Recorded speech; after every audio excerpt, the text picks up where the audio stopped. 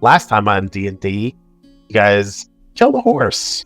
We'll sort of get back to that. What I want to do first is take us back in time. We are going back 6-ish days ago to the start of all of this. I would like Greg to start us off. Can you tell me, or tell everybody, what you were doing the daytime leading up to the night that you met Professor Quackers? Like before I met up with everyone? Yeah, basically, what were you doing on the day before going at night to the bar and inn? I was praying, for the most part, to my goddess and preparing for the upcoming events. What were the upcoming events? Basically trying to find, like, a church or something. I was going through a meditative process and then trying to find a church. That way I may pray to my goddess. Okay, can you give me a little prayer? Can you say a little prayer for me? Our Father who art... I don't have one lined up. I pledge allegiance. So what would you usually say when you are trying to talk to your goddess? Just pretend like we're one of the families that say a prayer like before dinner, but it's not like the rehearsed one. It's like, I want to thank my family. Okay, hold on. Sorry. That's all right. Panicking. I'll put you on the spot. You could have just been taking a dump. Who knows what you were doing that day? I don't want to be doing nothing. I was probably getting litty while butt chugging. Wow, what a coincidence. Theodore's passed Theodore's passed out on a sidewalk. Slipped on his mouth. Okay. Aggressively searching on Google prayers to say to my God. No, I have things I want to say. I just don't want to be cringe. I'll be cringe. Dear goddess. I know. Already hard enough. Oh, I'm sweating. I'm sweating so much right now. Okay. Goddess Nike, bless my blade and guide me to victory. Yeah, just that. That took you all night? Well, it was what I could come up with without Do that in my own head. Chanting it the entire time. Do a religion check for me, Mr. Gregory. Okay. That one. I hope not. I'll kill myself. That 20, I want Greg info. Oh, shit. Almost. Dirty 20. Okay. So when you are praying at this time of day, we'll say that you're right outside of this bar and inn in the town. I can't remember the fucking name of it. Hendricksville. There we go. So you are in Hendricksville and you are praying to your goddess, let's say outside of the town fountain. Nice little fountain. It is of a little fish that's squirting water into a basin. And when you say this prayer and commune with your goddess, you see a cloud off in the distance that anyone else could be like, oh, okay, that's a cloud. Not even like pay attention to it. But in this moment, with your connection to your goddess, it feels like an omen, this dark cloud that is coming your way. So that night, a duck walked into the bar, introduced himself that they were Professor Quackers. Hello, sorry. Mark, what'd you say? Did you have any grapes? I'm sorry. He waddled away. Waddle. Such an Duck ancient. walks into a bar and invites our 4 adventurers that we started with, Wendell Wart, Grandpappy, Bjork, and Greg. The duck says, hey, I got this bronze egg or whatever I need for you to get for me. Here's some money. And Bjork said something to the effect of, something suspicious is happening here with this duck. And everyone else said, no. And then the duck said, all right, well, let's do it. You arrived at the Temple of Kizix, where you met Manny for the first time. shirtless as ever, cargo shorts up the wazoo, the usual Manny vibe about him, as Professor Quackers introduces your 5th party member to you. This is Manny. Check him out. So, you guys get into the temple and solve the puzzle. Greg then destroys a gelatinous cube with smiting energy, saving Bjork, Grandpappy, and Manny in the process. And in this moment, I want to check in with Greg again. So, in that moment, when you were fighting that cube, when you smashed it to pieces in one shot, what went through Greg's mind? A job well done. Beautiful. So, directly following that, going inside of an inner chamber where there was a stone guardian that started to lumber towards our gang of heroes while they were running for the bronze egg. Each of them pretty much running at the same time towards the egg to grab it from the guardian. Laser beams shooting from its third eye in the center of its head. Our gang of heroes were narrowly dodging it back and forth. And the first one that got there were both Manny and Greg. Greg grabbed Manny by the scruff of his neck and threw him at the pedestal holding the bronze egg, knocking the egg off of the pedestal and unleashing a stream of purple goo into the air, knocking back the giant stone guardian. And in that moment, Manny grabbing the egg from the pedestal, we can get into his thoughts in this moment.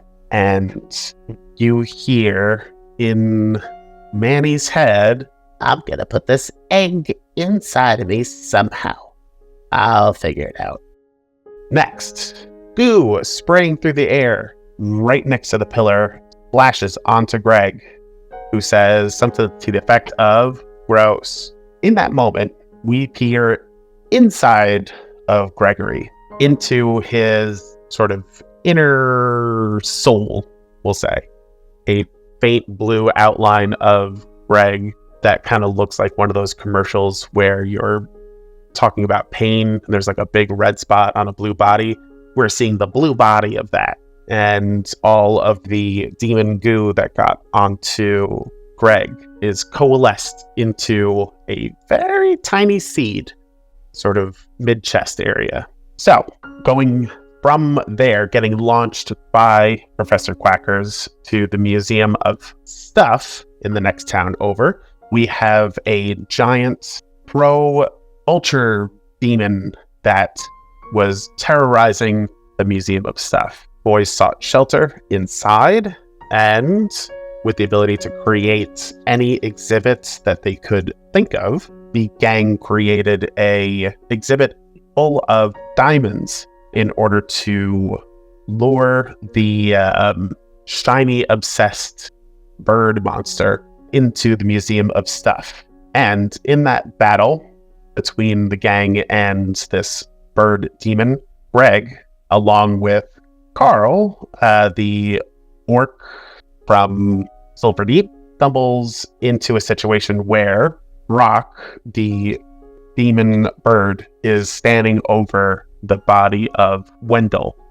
as Viscera is exposed to the elements and Wendell is making death saves. Greg, being Greg, fights back, slams into Brock, and they are going toe to toe when out of nowhere, Grandpappy pops through a portal that appeared in the room. We see into the room a little bit. There's a gigantic brain about the size of a house that is floating in some sort of magical chamber that the gang knows as Nuke, the brain that is at the center of the Museum of Stuff. And thinking fast, the gang opened a new portal to a sealed off exhibit, a temple where they were able to lure Vrock into and shove him through the hole, trapping him and saving the people inside the museum.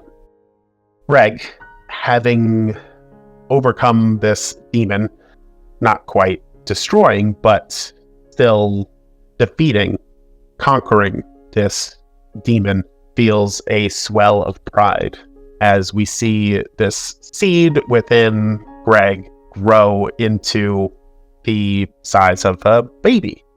And we sort of got glimpses after this. So, after the battle at Silver Deep, we saw a baby Greg turn into a kid Greg due to the conquest that Greg was able to accomplish through the army that he was commanding. We see after each battle, this kid start to grow. Mr. Crab's robot becoming a teenager, fighting with Tigget at the Seastone Isles, and Greg's fluctuation into necrotic energy as his smite was tainted in a way. We can see behind the blade, sort of standing cross-armed behind Greg, not really able to be seen, is a adult Greg, not quite as old as he is today, but in his 20s, as he scowls at the scene in front of him. And defeating the clowns and head clown, as well as Wendell, you see that this demon seed has become pretty much an exact replica of Greg, the person that we know today. And with blade plunged into the horse demon in front of you today, in the labyrinth at Leopold, we see that Greg, covered in blood and viscera, is next to the horse demon, laying on the ground. And behind that demon, you see Greg, adult Greg, the same Greg that you see here. Looks like there's two of them. But Greg, if you can describe the more infernal version of yourself that we had discussed, what do you see in front of you? I see a Greg who's wearing the same armor that I am, but donned upon his head is a helmet that resembles that of a wolf. He has a red hue to his skin and has horns protruding out from his helmet. What kind of horns do they look like? The left horn, actually both horns are more seemingly like sawed off, but they look like they were like elk antlers at one point, and they had been sawed off to look more like nubs. Okay. We'll say that the Greg that you see in front of you has the full-on antlers without any sort of shaving. So wearing a helm that looks like a wolf, through the eye holes of the wolf helm, you see these antlers spring out. And this Greg in front of you says, Greg, nods in your direction. I silently nod back at him. Okay. Is this something that everybody can see, or is this something that just Greg can see? No, just Greg. Okay. You good, buddy? Greg? Greg is kind of still like panting and like sweating, full of adrenaline from the fight. So he's more of not able to talk, and he just seems exuberated. Like he's just tired. He turns and regards you, but doesn't say anything. But he's panting. Okay. Let's do a quick recap of where we're at life-wise. York, you're at 53 health. Teddy, you're at 40. Rupert, you're at 16. Wendell's at 27. Greg's at 45. Flop isn't looking so hot, but Dougie and Flipper pretty good. Grandpappy's fine.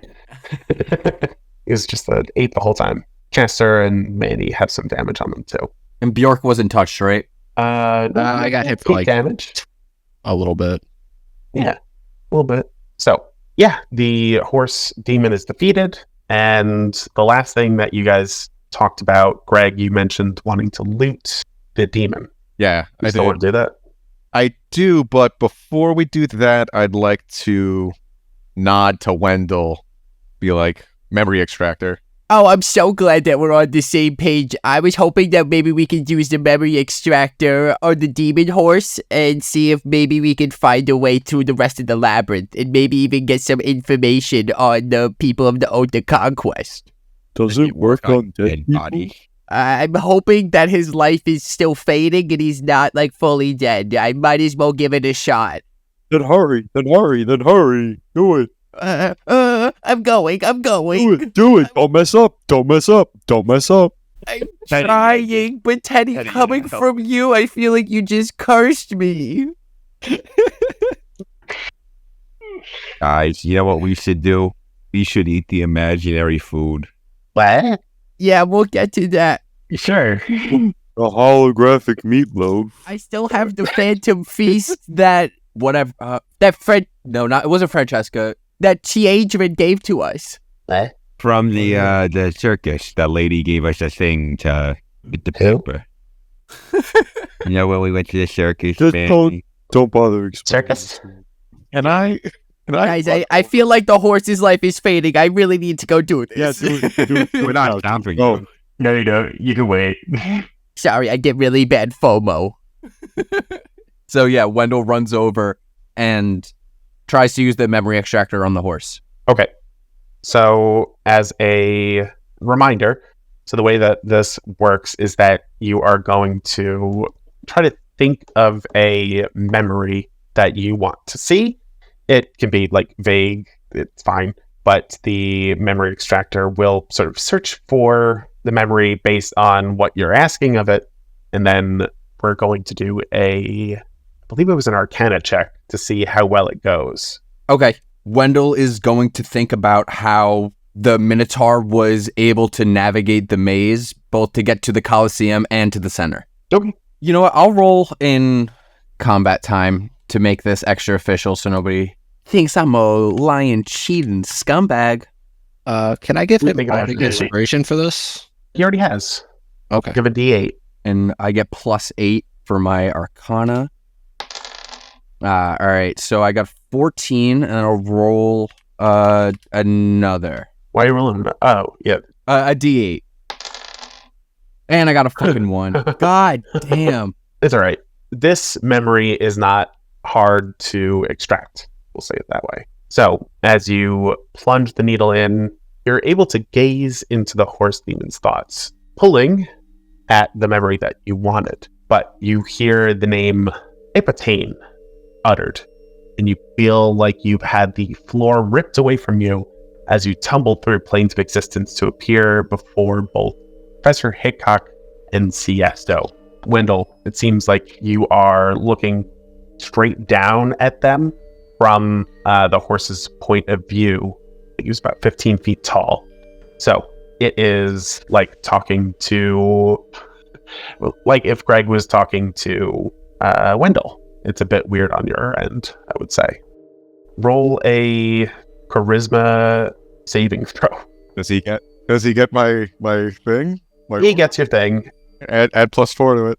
Okay. Do you want me to roll in combat time or physical dice work? Either one. Doesn't matter to me. I got a 6 on a D6 if that helps. Oh shit. He's the one. No. Nothing fucking matters because I got a goddamn nat 1. Okay. That's rough, buddy.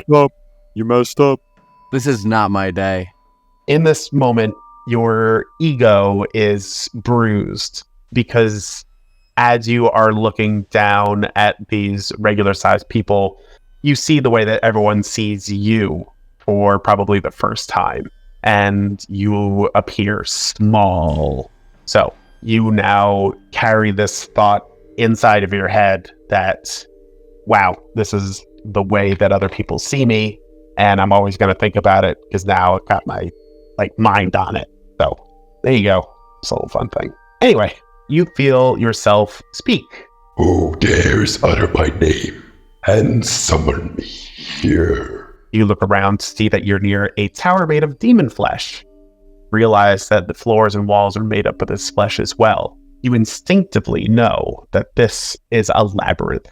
And in this moment, you can feel the horse demon's satisfaction. Ipitane, welcome. Do you know where you are? I suspect that you do. What is this labyrinth? It is a pathway to conquest. Wendell, you feel Ipitane's puzzlement. Why am I here? I'd like your help maintaining the labyrinth. and ensure its growth is unimpeded. You, demon, are compelled to patrol labyrinthine structures. It's your nature. I only ask that you act as you will, without harming any of my congregation or my subjects. Considering for a moment, Ipatine responds. Reaching from his pocket, he pulls out a small sack and hands it over to Siesto. Give this to your men, and anyone you don't want me to kill. I will recognize the scent and ignore them. If you stab me in the back, all of your men will perish. And we are taken out of the memory pool, going to more of a general patrolling. As Wendell, you feel yourself day after day over the course of the past week or so, navigating through this labyrinth like it was the back of your hand. It's obvious to you how to navigate the labyrinth and get to the places that you want to get to. You also know that the labyrinth shifts. So while the path that you took previously is available to your mind, it's possible that there have been shifts even as you were going through this memory. So what I will do is give you advantage on all of your next navigation rolls. So when you are navigating the labyrinth, you all will roll with advantage to make it a good outcome wherever you're going to wind up next. Anything else that you need, Wendell? Is that satisfactory? So I have an understanding of how to get to both the Colosseum and the center tower now. That's what that advantage is, right? I know that it shifts and stuff, so that's where the advantage for those survival checks come in. Yeah, here's what I'll say is that everyone is going to have an easier time navigating the labyrinth, but you're not going to know exactly what is going to come up next. That's not my deal. That's fair. I know you've already described the memory, but is it all right if I do some sort of perception check to see what that small sack was, or what was in that small sack that Ipatane handed to Siesto? Yeah, of course. So do a let's probe its mind. Do a knowledge check for me. What is knowledge check? Is that not on there? No, I don't think so. Boys? I see history. It could be like history or intelligence, but there's no like knowledge check. Lame. Let's do history. Okay. No way. No, it's a 3 on the dice, so 7 total. Holy shit, man. You remember Ipatane like packing them this morning, so they're probably on his body. Other than that, you don't know what they are. Maybe let Teddy do your next roll. Maybe the luck switched. That actually hurt me as a player to hear that. To be like, oh, Teddy should take over the roles from here on. God, this sucks. It got past. It was Rupert last time. It's me now. Like, it's just my turn. It's just my bad luck has just gone to the rest of you. Like, let me roll a d20 real quick. That was a 15. That's a pretty good roll. All right. I think that was just about everything that I wanted to get from that memory. Okay. So you pop back out, and you now have this memory of Ipatane meeting with Siesto and Professor Hickok.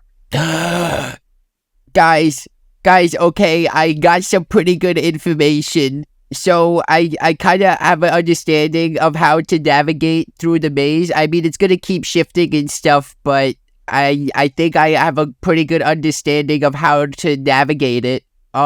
So it was Hickok and Siesto that summoned this horse demon. His name was Ipatane, and they summoned him here, and that's how that was basically it. He summoned him, and they took control of the labyrinth, and they worked out a deal together. Basically all the things that we kind of already assumed. Oh, there should be something on his body that has like a small sack. Greg, do you mind taking a look to see if you could find that? His penis. No, that's the ball sack. It's next to the penis. The balls are next to the penis. Yeah, Manny, are your balls next to your penis? Get close. Like next to it, or like underneath? I mean, what is next to, if not also underneath? Lay down horizontally and then tell me what's on top of what. Fuck you. I agree with Manny here. He's dodging the question. I just wanted to see if Manny's balls were on the side. Okay, it's just that's You want fair. to of see me to Manny's assume. balls? What the fuck, dude? Whoa. No, Manny's not What, my. you said you type. wanted to. I wanted to see Manny's balls. I'll make a deception roll because Manny is Wendell's type. Can we do something else? I'm fucking sick of this. Okay. Yeah, we should probably do something else now. Hold on. I have to roll. God. Wendell, did you roll? No, I will though. Deception, baby. I'm gonna shoot my. All right, I'm changing dice. No. Okay. I got a 2. You got a 17 anyway. But I need new dice. These are cursed. These are done for the day. Wendell, Manny is both offended and knows that you're lying. He's like, Okay, sure. Never mind, you're tight. Sure. Wendell blushes a little bit. whatever. Manny would do whatever the opposite of a blush would be. All the color drains from his face and he falls over. Fast. He's having a heat stroke. Somebody get me a bucket of water. Guys, I think we should search the horse's body. There's some small sack that I saw in the memory that the Minotaur gave to the people of the Oath of Conquest, and that's how they were able to move freely throughout the maze. So maybe if we find that, we could use that to not get hunted down. I'll investigate the body. Can I make a check? Well, Craig, you shoddied looting. If you want to start grabbing stuff. I'd like to start. First thing I'd like to do is I want to that skull thing that was shooting out the green flames. Where is that? So here's the thing. It is the horse demon's head is like the thing where the green flames were shooting out of. There is a little bit of green flame left, like an ember, basically. That's how you're able to get the memory within the skull at the top of this body. Okay, am I still giant? No.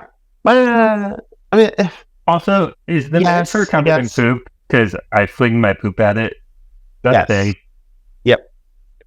If I'm still giant, I want to rip this thing's head off.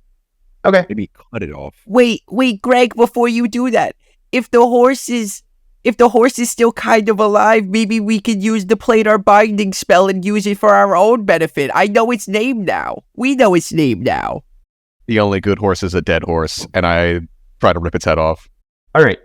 As you touch the demon's skull, you see other Greg say, Greg, trust me. I just turn and stare at him, just kind of waiting for a response. Do you trust him in this moment? I think Greg does. Okay. Actually, can I get an insight? Oh, yeah, of course. Sorry, I gotta remember that I can do that. Okay. No, yeah. This is perfect time. Nat 20. Are you kidding me? Oh, must be fucking nice, bro. Must be fucking nice. I rolled a 19 before, so... Oh, everything's coming up fucking Greg, isn't it, dude?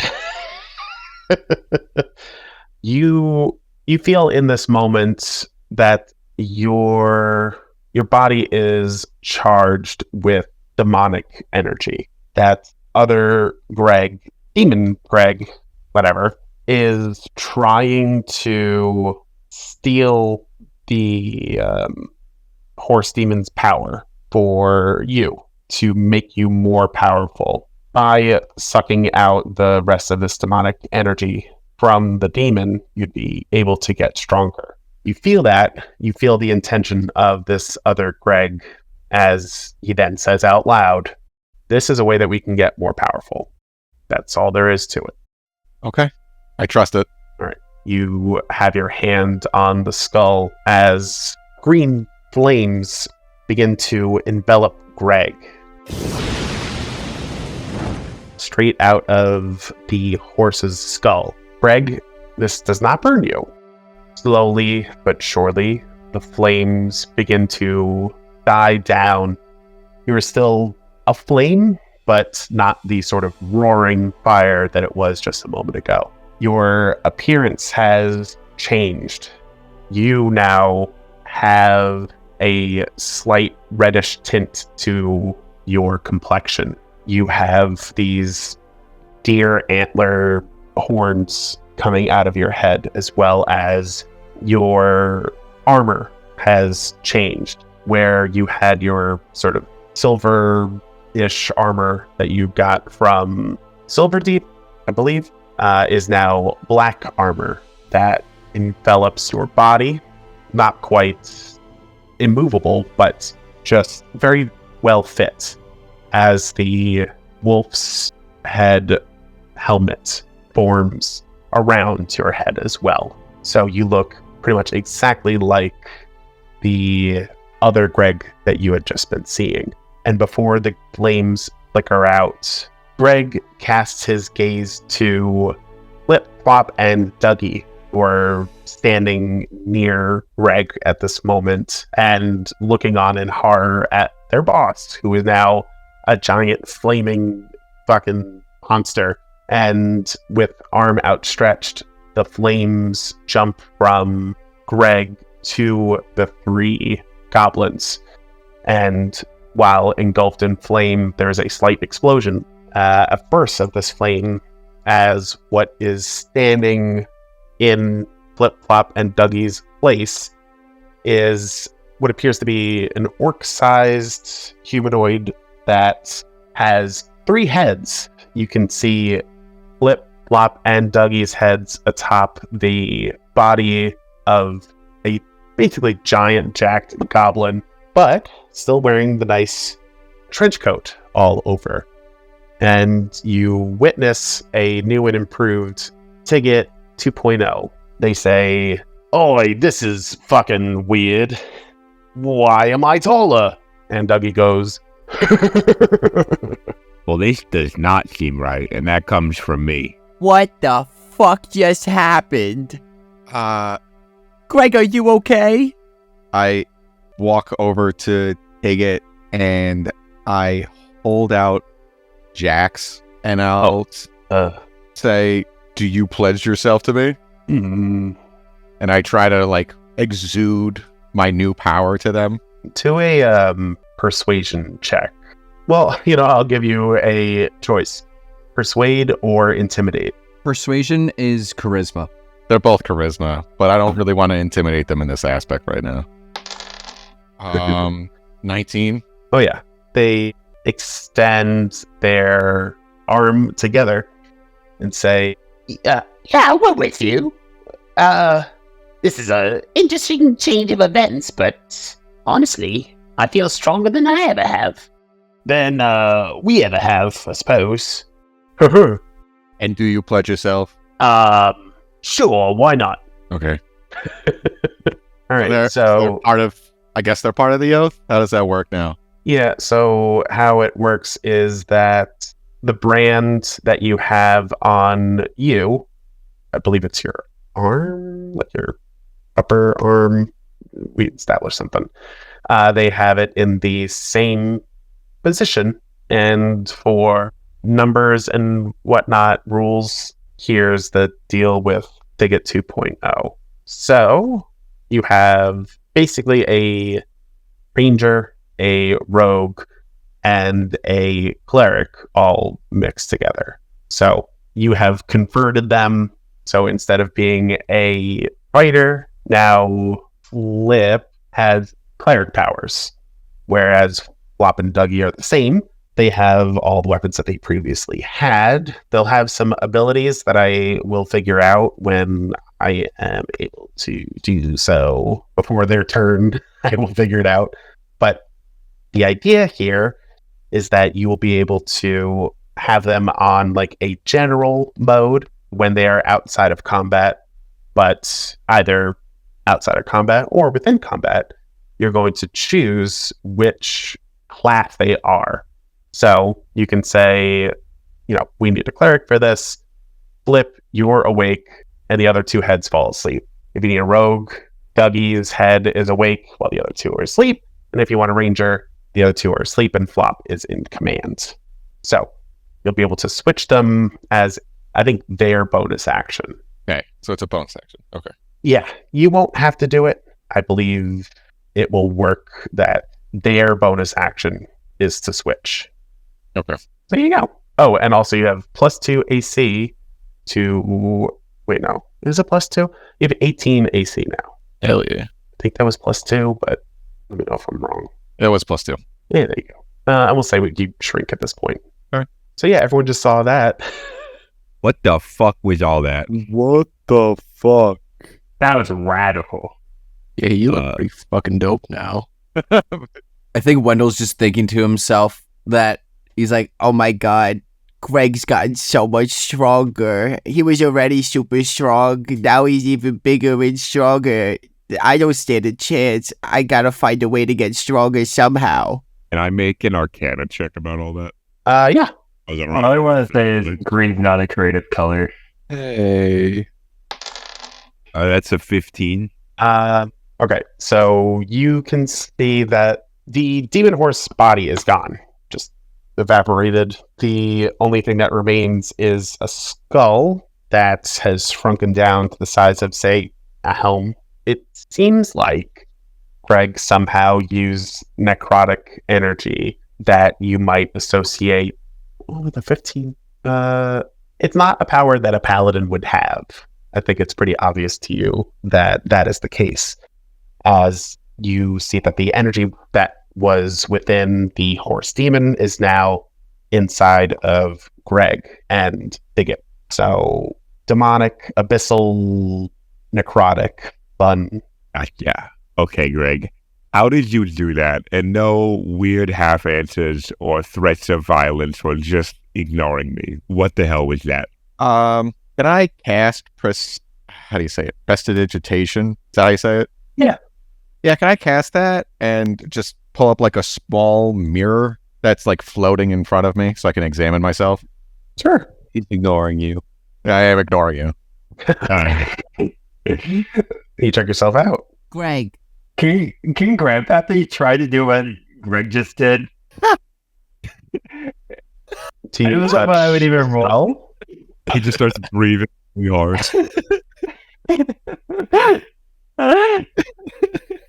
Oh, Grandpappy. Like, you could never do you what I touch? do. Do you touch the skull? Do you touch Greg? Like, is there anything? Yeah, I that touch you Greg. specifically? Okay. Definitely swat his hand away from me. Do a D20 roll for me, Grandpappy. Of course. It's an 8. Okay. So what happens is, Grandpappy, you touch Greg for just a moment, and you concentrate. You feel like you know how Greg did it, so you try to do the same. And in doing so, everyone roll a perception check for me, please. 16. 17 for Wendell. Please. 12. That's bad. Only an 11. I rolled a 3. 12. Greg, Oh, I'm also ruling? perception. Oh, Lord. Just an 11. Okay. So Wendell, Teddy, and I'll say Grandpappy too.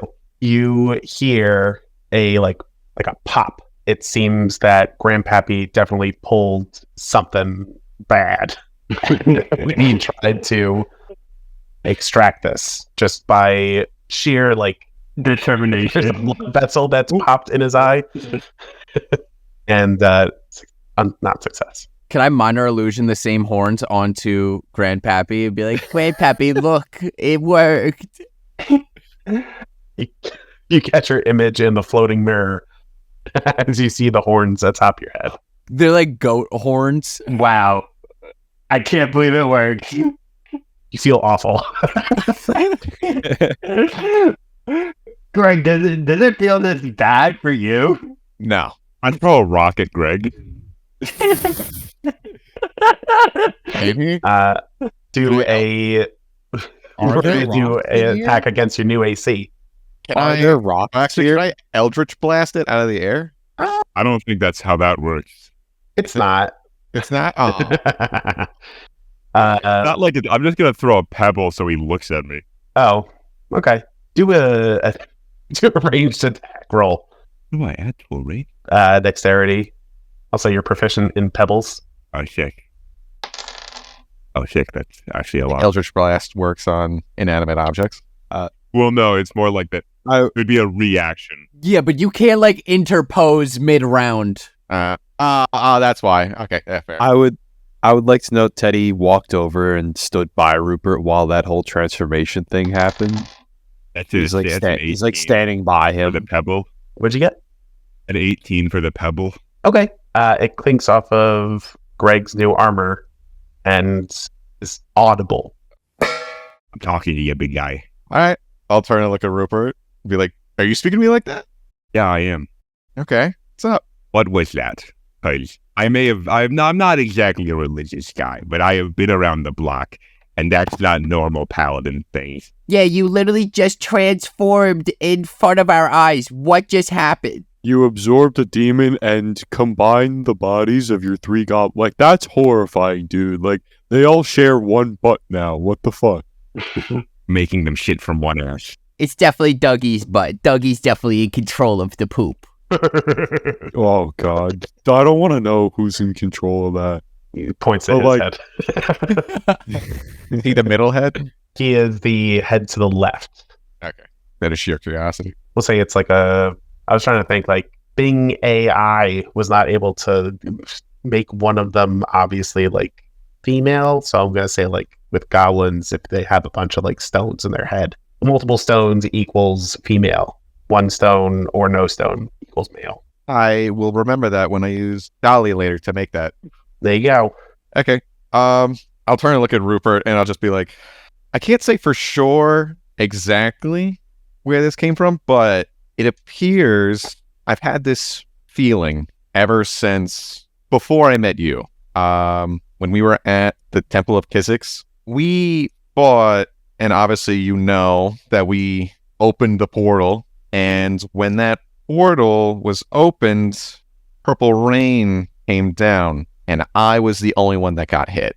And ever since then, I've had these weird dreams or these senses of some demonic energy. And I think that demonic energy is what helped me do this. Okay. I'm going to do, if anyone wants to roll insight, because you did not specifically mention that you saw, like, a demon version of you in here. Seems like you're trying to avoid that.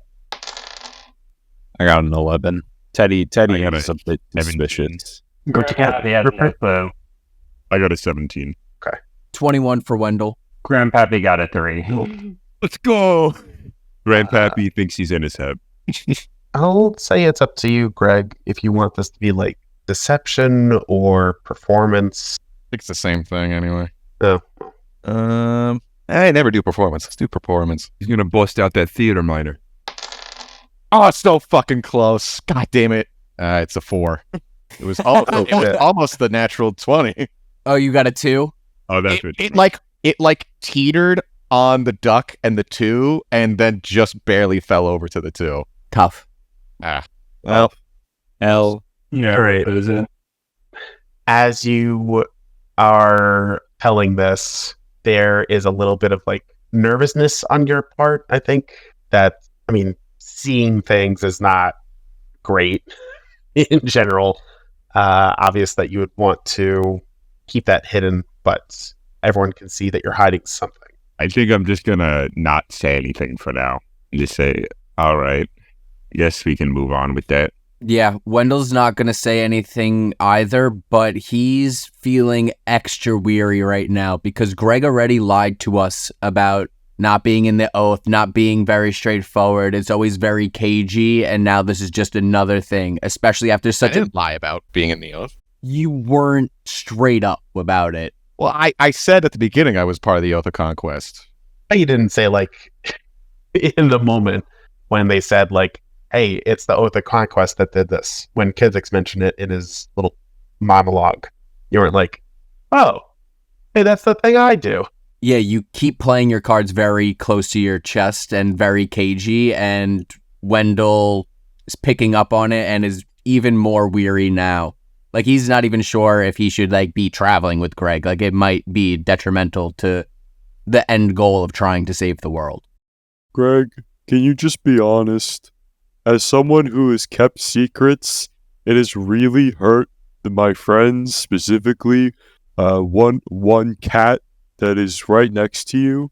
It's not good to keep these kinds of secrets. It's really good to be honest about these things. Please stop lying to us and just tell us the truth. And who said I was lying? It's pretty fucking obvious you were hiding something there, dude. Please stop trying to be like this. What did he roll? What did you roll? I rolled an 11, and you only rolled a 4.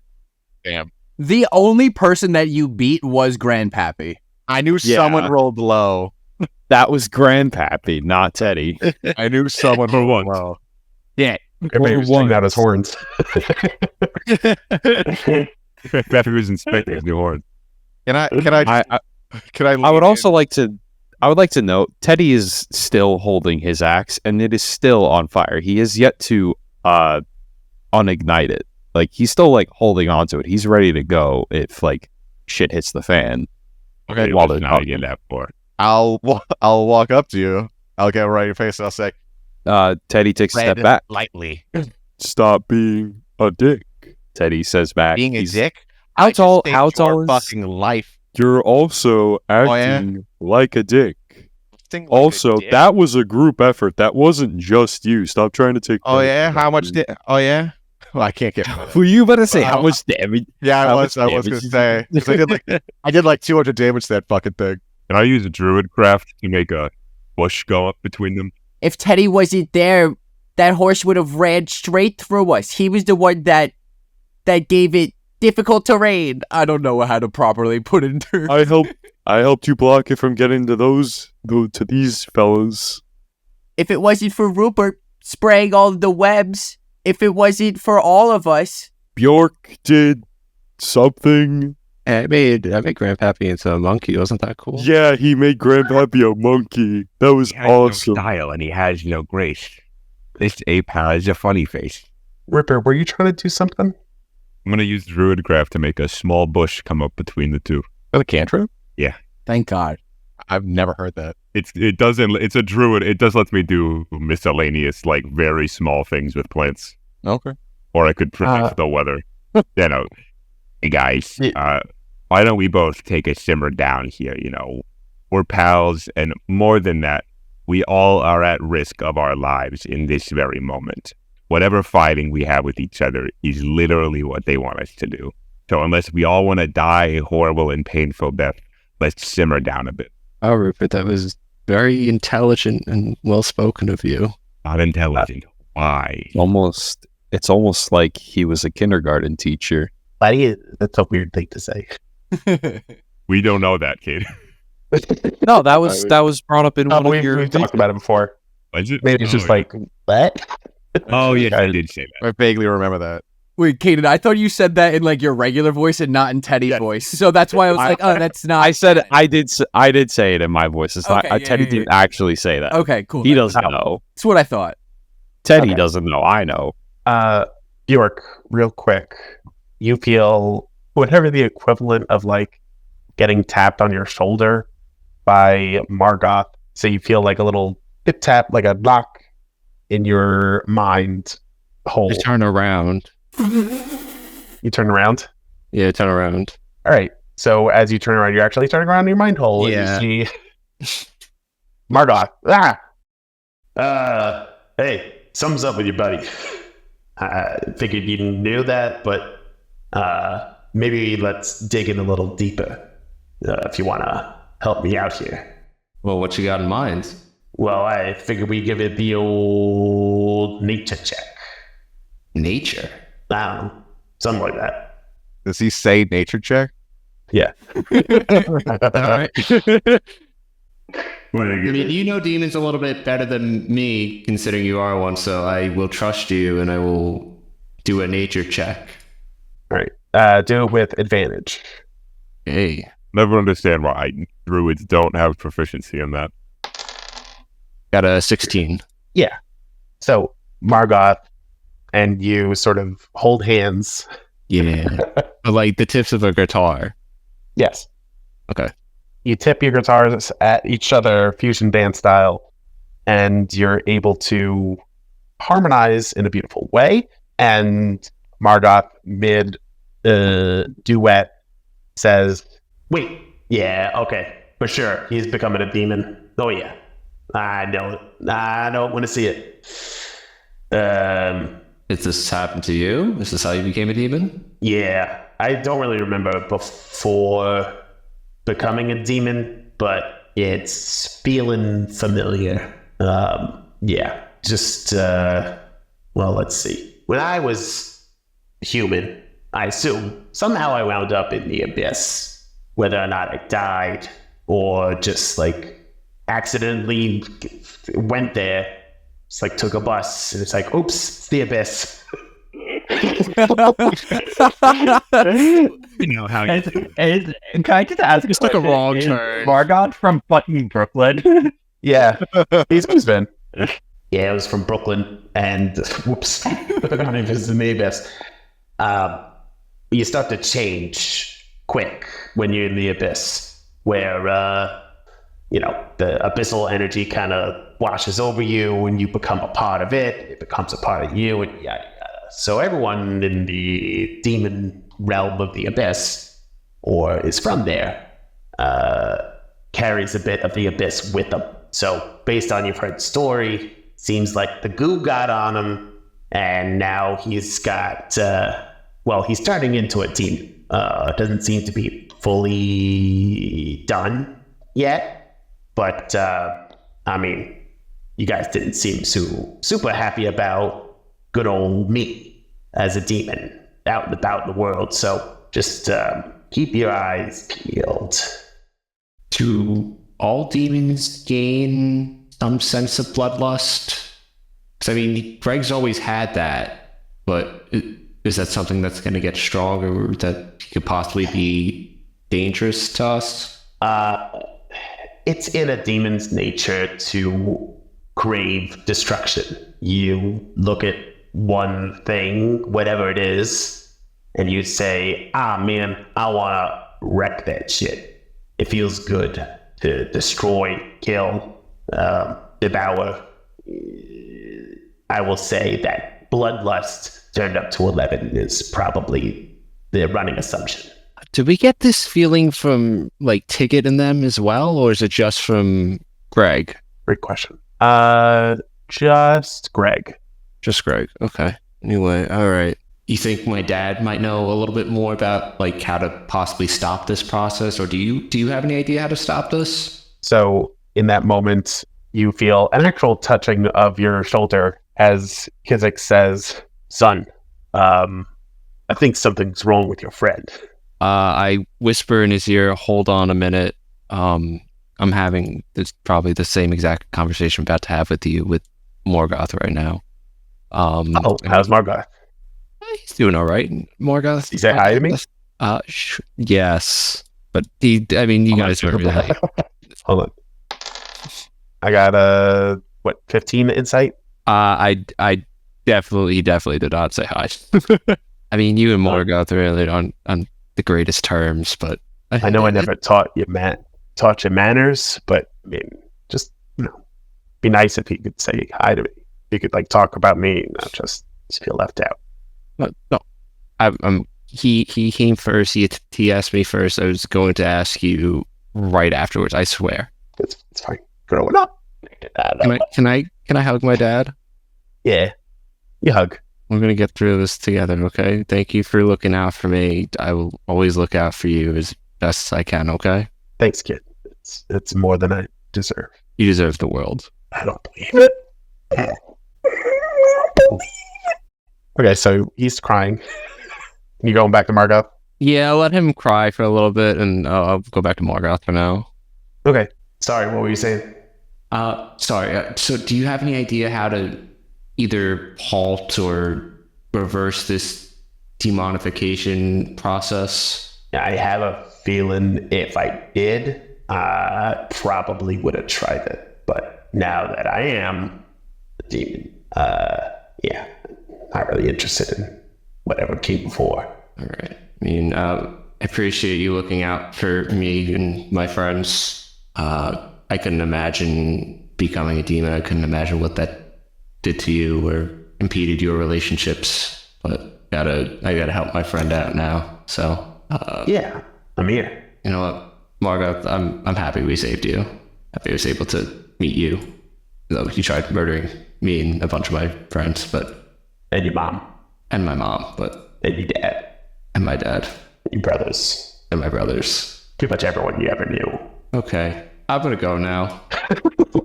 Yeah, that's fair. I have a question as Joey, and not as Wendell. Mm-hmm. Did Margoth ever put any pictures in the empty picture frames that were in the mind hole? Because I was listening back to prior recordings and I heard that there were like empty picture frames with no picture, so I wasn't sure if he started to like update stuff like that. There is one picture on the wall of the time that they were combined as demon hybrid Bjork doing guitar stuff in the air. And it kind of looks like the Icarus from, was it Led Zeppelin? That's so sweet. Yeah. That was it. That's all I had. That was all I had. I just wanted to hear that. Thank you. All right, Bjork. Can I try and call over? Who's not talking with Greg right now? Or is everybody talking with Greg at this point? It seems like Teddy, Rupert, Wendell, and Greg are all having a discussion amongst themselves. Grandpappy is checking out his horns. Manny is currently clipping his toenails. And that's pretty much it. All right, Dad. So it looks like it's just up to me and you. Wait, were you not here? I was telling like a whole story. Sorry, I checked out. You were crying. In the mind hole. Much. I mean, I told you I was finishing the conversation. I'd come right back. Yeah, you had that look on your face and everything. But I just thought you were like enthralled. Could you tell me the story again, please? Another time. But I need to know now. This is important. This is possibly life or death for Greg. All right, fine.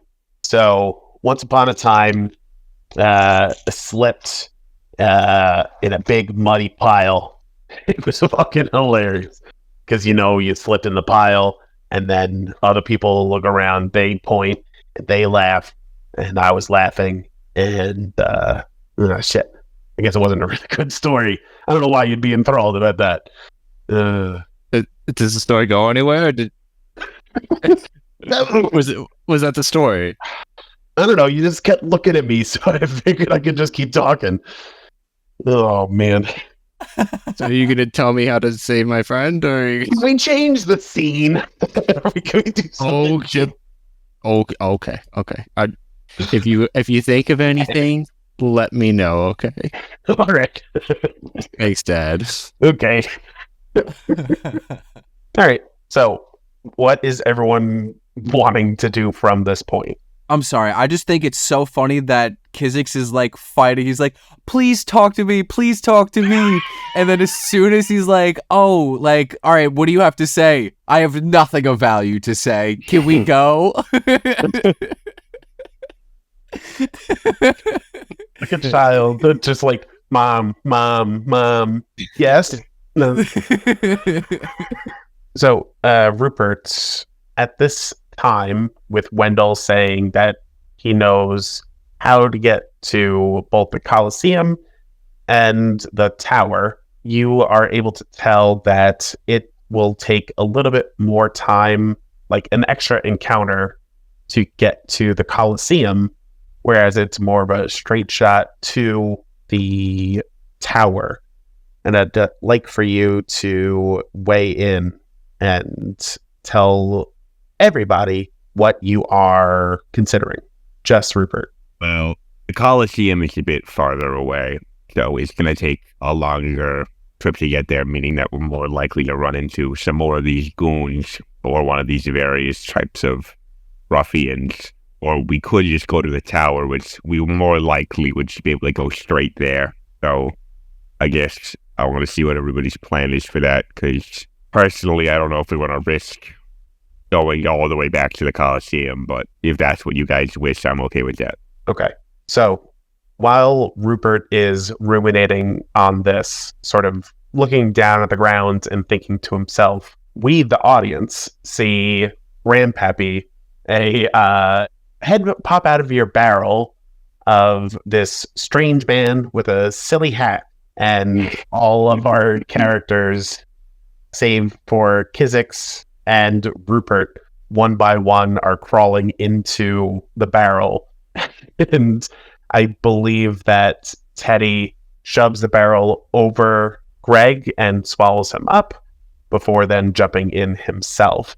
And as Rupert is still thinking out loud this entire monologue that you had, we see everyone one by one emerging from the barrel, just soaking wet and stinking like generic beer.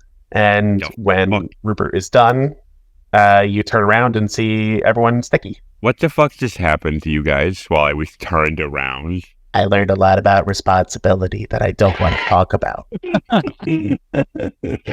Henny laid an egg. We went to Grandpappy's beer. Teddy would like to use his newly acquired magic mug and take a swig from it because this is very stressful and he's becoming a dependent drinker. Oh, come on. Are you real? Already solved your daddy issues. Now you're an alcoholic. He's gotta have his character arc's done. Now he needs something new. He's gotta have something else. He's drinking from the magic mug to heal 2d4 plus 2. Okay. All right, but fuck, I rolled a 1 and a 4. All right. 7 health. He gets 7 health back, so he's at 47 now. Yeah, can I do that now as well? Do you have some holographic meatloaf with that? I would love to have some holographic meatloaf with that. I want those temp hit points. Oh, I have the holographic meatloaf. It's right here. Activate. Can I get some holographic meatloaf with that? Yeah, sure. Here you guys go. And then Wendell goes and sets up the phantom feast that they were all given. Okay, cool. So, let's see. What does that do? What did I tell you it does? We would activate it, and then we would get 10 temporary hit points for 24 hours. Okay, so let's eat that meatloaf. Just meatloaf. That's it. Not a feast if it's anything other than meatloaf. It's true. Oh, my favorite. All right. Does anyone else want to drink from their new cup? Yeah, I do. I don't think I have one. It's from the Christmas special. Grandpappy just drank the barrel because he doesn't need the cup. Manny got one, and we're just stealing it and giving it to you. Hey, no, I got 2. Oh, was it? I made sure to get one for Rupert. Was it 2? Thank you, Manny. 2d4 plus 2. 2d4 plus 2 or plus 4? Plus 2. Okay, so I get 8 health. Sorry, what are the rules for this mug? I want to make sure that I'll be able to do something later. I wrote it down. Hang on. He described it was heal 2d4 plus 2 once per long rest as a bonus action. Okay. That's what I got. That's what I recorded. I got a 2 and a 4, so plus 2, that's 8. Wendell's gonna not drink from his mug. He's gonna save it for later in case he gets into another dire circumstance where he has to heal. Okay. Greg, are you drinking? Yeah, I did, and I got 8. All right. 53. And Bjork, were you drinking? No, I'm not gonna drink. Bjork is gonna save it for a more stressful situation. Okay. Let's see. Where's you feeling like going, fellas? Well, real quick. You don't even add Grandpappy if he's drinking from his cup. Grandpappy's always drinking. I can do shape water as a cantrip. Can I just shape water and move all the beer off of them to dry them off? Yeah. I'm just gonna do that one by one. Okay. What? I request not to have my beard taken off of me. Okay, you can have it. You want everybody else's on you? Sure. Okay, so I'll take it off. Yeah. Like I'm waterboarding him. Splat. Gulp, gulp, gulp. You see me looking at myself like a cat. Well, I wonder where he got that from.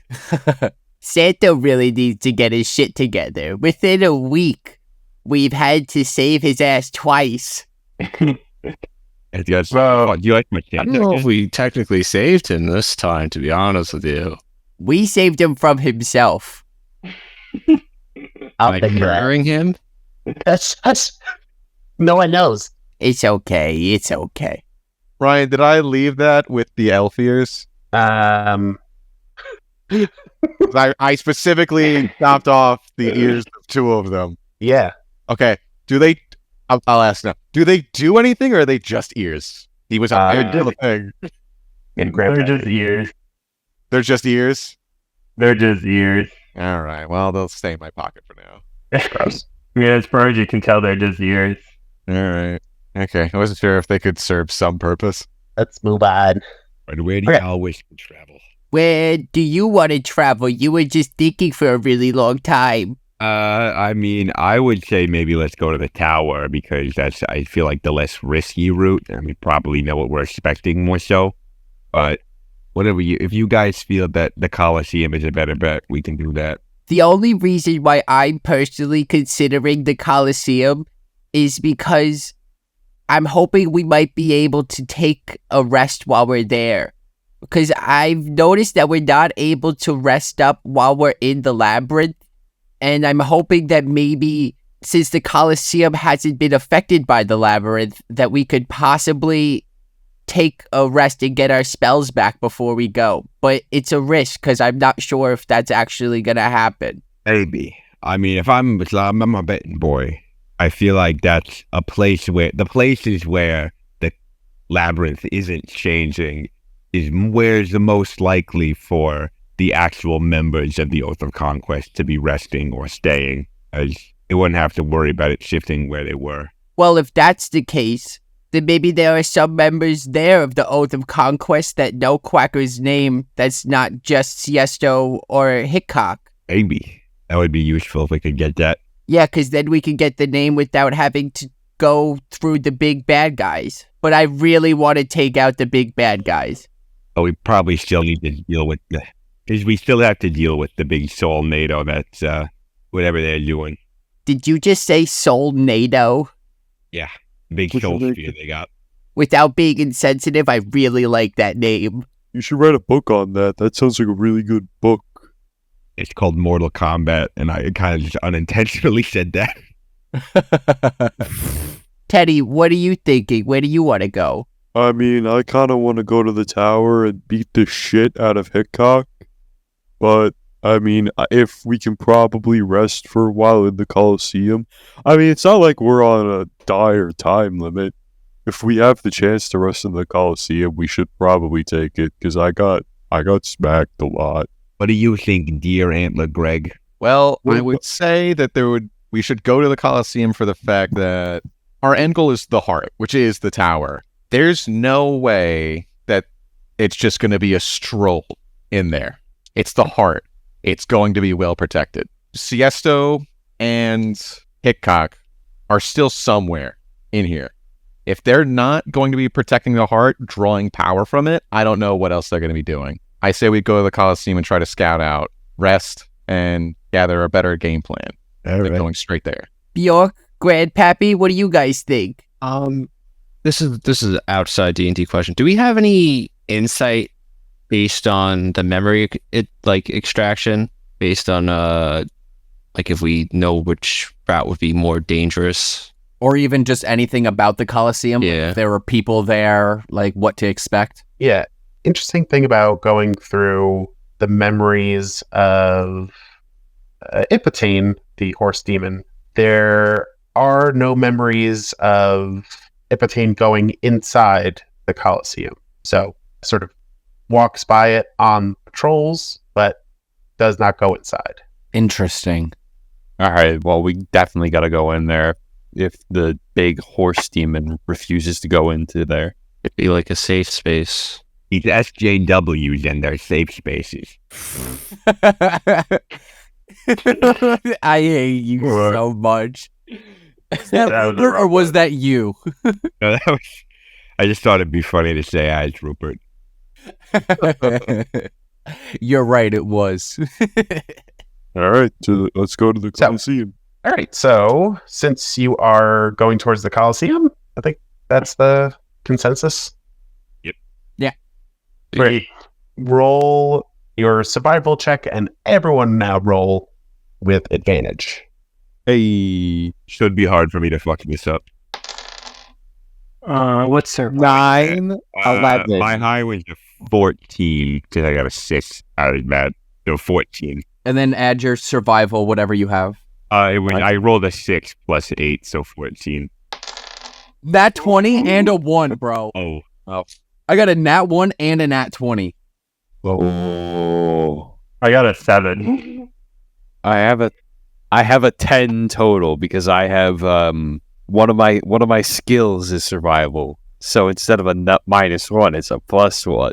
Hey. I got a. I really gotta change these skills. These things fucking suck. Can you do that? That would be up to Ryan. With the blessing of our God. I Like, thought those were like Bard said at the beginning. I've never had to do a nature check this entire campaign. I chose it because I'm like, oh, it makes sense. Teddy's a bear. He lives in the woods. He would be good at nature and survival. And never have those come up besides now. Yeah, I feel that 100%. I took Arcana, which works out, but then I took Religion because I started off with Wendell being very Jewish. And so it's just sat there. I've maybe rolled 1 religion check. All right. So what is our verdict now? We got a 7 from Grandpappy, a 13 from Bjork, a crit from Wendell, which takes away one of the failures. We also have a 14 for Rupee. I feel like that works narratively because I was the one that did the memory extractor, so... Yeah. That you double crit. Right, dude? It's nuts. I don't want to hear shit from you right now. I'm mad at you. All right, so we're all good then. So you're able to enter the next scenario on a positive note. So let's quickly do... I would like to make it known. I said earlier that Teddy left his axe ignited. He didn't want to turn it off. Now he's keeping it on so that way he can use it as like a torch. Don't say. Because it is magic fire, so it can pierce regular. I think it can pierce magic darkness as long as it's like low level. I don't know how it works. I gotta look into it. That is very cool. Just out of curiosity, who else besides Wendell has dark vision? Oh yeah, I might. Believe Bjorky does. I can see Rupert. Bjork makes sense. I know Greg does not. Grandpappy's a dwarf. Greg Yeah, does now. Wait, what? Greg, you have some tiefling abilities now. I have to send those to you. Oh, shit. So you are not human anymore. You are half demon. You are a tiefling. Is that what a tiefling is? Is a half demon? Yeah. No, I didn't know that. Come on, you played So- Baldur's Gate. You should know. I didn't understand her thing. I was flirting with Shadowheart instead of Karlach. You basic bitch. Oh, fuck off. Every edgelord wants to go for Karlach. Dude, everyone wants to go for Karlach. Says the kid that just turned into a fucking tiefling. Yeah. On purpose. So Teddy is the Moment, I would throw barrels at everybody. Teddy is the only one in the group who cannot see in the dark now. That The torch is just for him. the torch is just for him and Manny. Yeah, buddy, it's really helping. I've been able to see in the dark all this entire time. He thought he was helping. Nobody tell him I can see in the dark. Don't worry, I won't tell him, I promise. Okay. God, he's been so helpful these last 20 years. He's just been endangering you guys in the woods, just as like a personal beacon. Just holding. He hasn't. Oh, you just got. He hasn't had this until recently. He got it at. Or even like lighting a torch. Like, don't worry, Rupert. Now we can see. You can. Okay, real quick. Greg, you now have dark vision of up to 60 feet, as if it was bright light. And okay, you can see in dim light within 60 feet of you as if it were bright, and darkness as if it was dim light, same as everyone else with dark vision. You also have resistance to fire damage with your hellish resistance, and you also have a few spells with your infernal legacy. So you'll be able to cast darkness, hellish rebuke, and thaumaturgy in general. And I'd send you the. What is okay? Okay. Sick upgrades. If only it wasn't for the fucking villain of our group. Ooh. You know nothing of me. He's not a bad. Don't call me a guy. villain. He's doing that dark Character, you absolutely seem like it. In character, Yeah. what have I done? Be an asshole. Be an asshole. An asshole? How have I been an asshole? Guys, he's just misunderstood. Straight up ignored him. I Hmm. think had he's cool. just undergone a fucking transformation. You think I would be a little bit concerned with that? I think he's cool still. More the way that you said it, like you think you could ever be like me, Grant? I would have said that. I would have said that anyway. But You I also get like that. got in Teddy's face and like threatened him. And he's like, we're just trying to figure out what just happened. Teddy's like trying to be level with you, like, dude, it's not a good idea to keep secrets. Just be honest. He's like, fucking make me. Yeah. The fact that you don't think that Greg is an asshole is actually more concerning. Yeah. Wait, what is It's just like one of those things where it's like, well, if you look about it, the Empire was just defending themselves from the rebels when they blew up the Death Star. How many innocents were on the Death Star? Anyway. Huh. Yeah, a lot. Too many. So, let's see. That was a thing. Oh, he's put up the battle map. Oh god. Yeah, I have. So, with this positive spin on the scenario, I would like everyone to make a perception check as you are about to round a corner and you hear talking coming around the other end here. Grandpappy got a 19. 18. I got a 16 total. Oh, I put my fucking dice in my pocket. I was like, where's my D20? Shit, this is perception. So I had a lot to that, right? Got a 14. 14 as well. That's a nat 20 plus 8. God damn. God damn. Did everyone roll like a god? Yeah, even Grandpappy. I can hear the very gods. Well, themselves. of course, Grandpappy rolled well. He's Grandpappy. Again, Grandpappies are rolling really good or really bad, and it's always funny. I have a so plus 8 to perception. I never need to roll well on it, but I always do. All right. So, how this works is all of you are able to peek around the corner in that kind of it's that jokey way where like Manny is laying down on the ground poking his head sideways to look, and then Grandpappy's head is on top of his, and then Teddy's head is on top of his, and then Greg, and then Wendell. So it's just a line of heads going vertically as each person. That classic sitcom look. Yeah, everyone just Scooby-Doo. a little bit. We're just picturing Friends, like we're all like that classic photo. Oh yeah, they're all just peeking. So you're all just peeking right on top of each other, and you're able to see, in order of importance, you see that there is a ritual going on. A figure in a black and red cloak is waving his arms in the air and saying, welcome, new batch. Oof, the time is at hand, and we're almost ready, but why not push it and get a little greedy, if you ask me? So there are two priests in robes next to them at the center, and beyond, or directly in front of, there is a group of 12 seemingly average people wearing all sorts of garb. There's like a baker and an architect. Fucking, I don't know, a child. They are slowly marching toward this high priest with two paladins and two priests sort of sidled up next to them. They look defeated, is probably the first word that comes to mind when you see these people as they shuffle themselves without anyone prodding them along toward the high priest and what is behind him. Directly behind the priest is a gaping pit in the center of this room. It is fleshy.